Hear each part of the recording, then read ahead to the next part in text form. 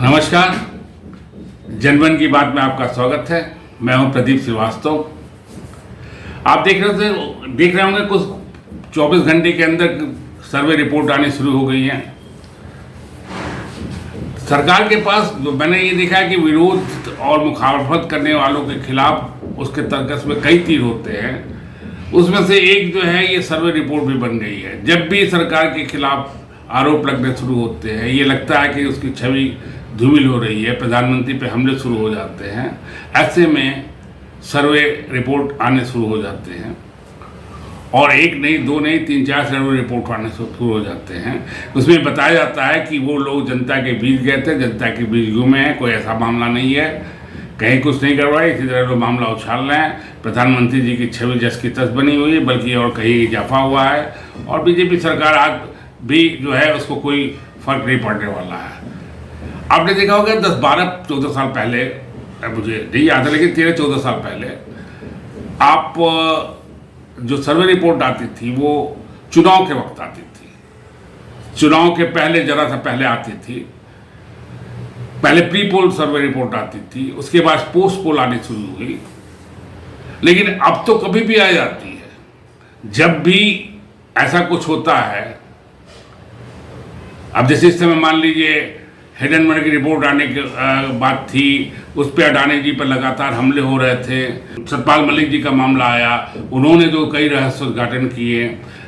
अतीक अहमद की हत्या का मामला आया, राहुल गांधी के सस्पेंशन एंड डिस्कशन का मामला आया, मुकदमे का मामला आया भी। तो ऐसे में जो है कई चीज़ें उठी। तो अब इसको दबाने के लिए, इसको हटाने के लिए, ये बताने के लिए, कॉन्फिडेंस जगाने के लिए, पॉजिटिविटी लाने के लिए सर्वे रिपोर्ट आ जाती है। सवाल ये जनता बेचारी भोली, उसको ये कह दिया जाता है, उसके कंजप्शन के लिए कहा जाता है कि अगर अभी इलेक्शन हो तो क्या होगा। 2-3 साल पहले भी रिपोर्ट आती है इस सर्वे, और उस समय भी कहा जाता है 3 साल बाद चुनाव है, लेकिन उस समय भी कहा जाता है अगर अभी हो तो क्या हो।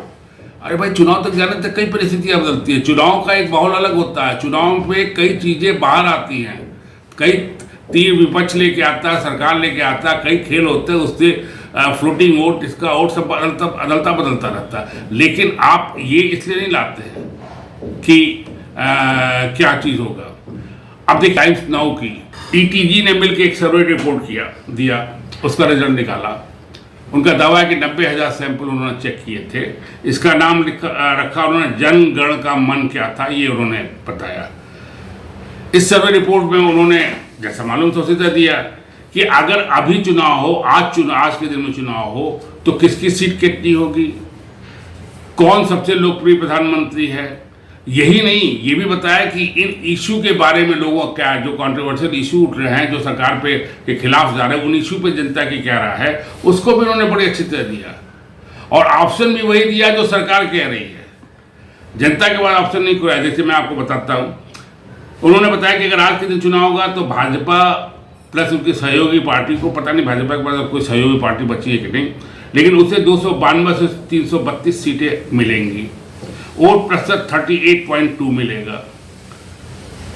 और आज के दिन चुनाव हो तो कांग्रेस उसके सहयोगी दल मैक्सिमम 106 से 144 सीट पर अटक जाएंगे। बहुमत तक पहुंचने का सवाल नहीं है। उनका वोट प्रतिशत भी कुल मिला के 28.7 बताया गया है। बाकी अन्य में जो पार्टियां हैं, कांग्रेस प्लस बीजेपी प्लस के अलावा जो पार्टियां हैं, उन्हें 66 से 96 सीट, 66 से 96 सीट बताई गई है, और उन्हें कुल मिला के 33% वोट मिलेगा। ये इनका मानना है आज की तारीख में। लेकिन इन्होंने दो लोगों का सीट अलग से दिया। क्यों दिया पता नहीं। ममता बनर्जी के बारे में बताया है कि उन्हें 20 से 22 लोकसभा सीट मिल जाएंगी बंगाल से, और YRS को जो है वो 24-25 में से 24-25 सीटें मिल जाएंगी। याद रखिए, तेलंगाना में बीजेपी का कोई उतना स्कोप नहीं है, इसलिए वहाँ पे उसको पूरी सीट दे दी गई। अब PM के बारे में जो सर्वे किया गया है, तो जनता के बीच आज की तारीख में भी PM की सबसे पहली पसंद है नरेंद्र मोदी जी। 64% लोग चाहते हैं कि वो फिर से प्रधानमंत्री बने, या उनके प्रधानमंत्री के उम्मीदवार जो है उसे नरेंद्र मोदी जी हैं। उसके मुकाबले में राहुल को केवल 13% लोग चाहते हैं कि वो प्रधानमंत्री बने। केजरीवाल का 12% है और नीतीश के लिए 6% वोटिंग है या जनता का मत है। मुद्दों पे आइए, मुद्दों पे जो इनका टाइम्स नाउ का सर्वे रिपोर्ट आई है, उन्होंने अडानी मुद्दों पे भी बात की है। विकल्प क्या दिया है? क्या अडानी का मुद्दा टारगेटेड प्रोपेगेंडा था? क्या ये इंटरनेशनल टूल किट का मामला था? क्या ये देश विरोधी था? ये ऑप्शन में है। जैसे 30% लोगों ने कहा है कि टारगेटेड, माना है कि ये अडानी का मुद्दा जो हिडेनबर्ग लाए हैं या जो उछाला जा रहा है, ये टारगेटेड प्रोपेगेंडा है। 16% का मानना है कि ये इंटरनेशनल टूल किट का हिस्सा है। 19% इसे देश विरोधी मानते हैं और 31% ने कहा कि जब तक जांच न हो जाए तब तक हम चुप रहेंगे। सीबीआई ईडी के बारे में पूछा गया, इसमें भी बड़ा बहुत गजब का लोगों का मत आया है। 49% का कहना है कि सीबीआई ईडी जबरदस्त काम करी, शानदार काम कर रही है। 17% लोगों का कहना है कि पिछली सरकार ने करप्शन को दबा के रखा था, अब वो बाहर आ रहा है, करप्शन पे सोई नहीं। 13% लोगों का कहना है कि देश का पैसा वापस आ रहा है। अतीत पे लोगों का कहना है वही लैंग्वेज जो सरकार बोल रही है या जो लोग बोल रहे हैं। 44% का कहना है कि मिट्टी में मिला दिया गया अतीत। आप बताइए, ये जवान होते, ये ऐसे कोई इस तरह बोलता है। 19% का कहना है कि जैसा करा वैसा भरा। अब उपलब्धियों पे आ जाए। देखिए, उपलब्धियां सरकार की गिनाने आप ये मजबूर है टाइम्स नाउ। उपलब्धियों के बारे में 3 उपलब्धियां लोगों ने गिनाई। एक तो कोरोना पे कैसे निपटा गया, 26% ने कहा कि सबसे बड़ी उपलब्धि रही कि कोरोना से निपटा गया। 29% उपलब्धि में मानता है, सरकार की उपलब्धि में मानता है, 5 साल की गवर्नमेंट की उपलब्धि में 4 साल की मानता है कि राम मंदिर उपलब्धि रही। 29% लोगों ने। 9% ने बताया कि 370। बाकी किसी उपलब्धि का सर्वे में नहीं, मुझे तो नहीं मिला, हो सकता है कि डिटेल आए तो पता चले। सी वोटर ने भी किया लोग, लेकिन सी वोटर का भी आया है कल परसों, आजकल में।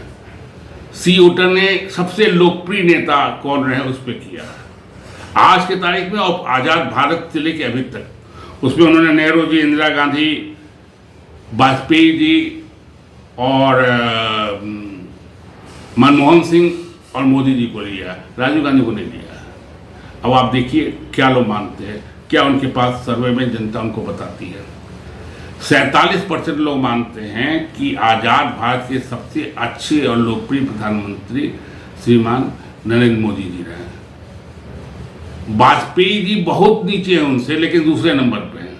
16% लोगों का मानना है कि अटल बिहारी वाजपेयी अच्छे सबसे सर्वश्रेष्ठ प्रधानमंत्री थे, लोकप्रिय प्रधानमंत्री। इंदिरा गांधी को केवल 12% जनता मानती है और नेहरू को, जवाहरलाल नेहरू जो पहले प्रधानमंत्री थे, केवल 9%। मनमोहन सिंह को लोग 8% मानते हैं और नेहरू को 9% मानते हैं कि अच्छे प्रधानमंत्री थे। और अभी भी जनता की पहली पसंद अगर मानी जाएगी प्रधानमंत्री के रूप में, तो राहुल गांधी उनसे बहुत नीचे है, जैसा मैंने पहले बताया। अभी इंडिया मैट्रिक्स की भी रिपोर्ट आई है, उसको छोड़ दिए, वो तो कर्नाटक पे है। लेकिन मैं आपको जो बता रहा था उसको मैं बता दूं, जब जब संकट आता है तब तक आता है। इसके पहले जो सर्वे रिपोर्ट आई थी वो आई थी जनवरी में 29 जनवरी को आई थी, इंडिया टीवी ने किया था। और कई महीने का भारत जोड़ो यात्रा का अभियान पूरा कर रहे थे। 30 जनवरी को श्रीनगर में रैली थी और वो माना जा रहा था कि भारत जोड़ो यात्रा से राहुल गांधी कांग्रेस को बहुत एज मिली है और काफ़ी नरेशन में तब्दीली हुई, नैरेटिव बदला है। और 29 जनवरी को इंडिया टुडे ने जो अपना वो सर्वे रिपोर्ट दिया, इंडिया टीवी ने, उसमें ये बताया कि 287 सीटें, मतलब जनवरी में अगर इलेक्शन हो, वो भी इसी तरह आज के दिन इलेक्शन हो, तो 287 सीटें जो है बीजेपी को मिल जाएगी। मैं भी 10-15 साल से सर्वे कर रहा हूँ, ट्रेन में, बस में, गांव में जाता हूँ, प्रेस क्लब में बैठता हूँ, रिश्तेदारों में बैठता हूँ, तो मैं सबसे पूछता हूँ कि कोई सर्वे वाला आपके पास चुनावी सर्वे करने के लिए मेरे भी हजारों सैंपल हैं। आज तक मुझे किसी ने नहीं बताया कि हाँ उसके पास कोई चुनाव के सर्वे को लेके आया है। पता नहीं ये लोग जो भेजते हैं कहाँ भेजते हैं। मेरा आपसे भी निवेदन है, मेरा सर्वे भी जारी है। अगर आपको लगता है आपके पास आया है कोई चुनावी सर्वे को लेके, तो कमेंट बॉक्स में जाके केवल हाँ या ना लिख दीजिएगा, तो मेरे सैंपल सॉल्व पड़ जाएंगे। धन्यवाद, नमस्कार, फिर मिलेंगे अगले एपिसोड में।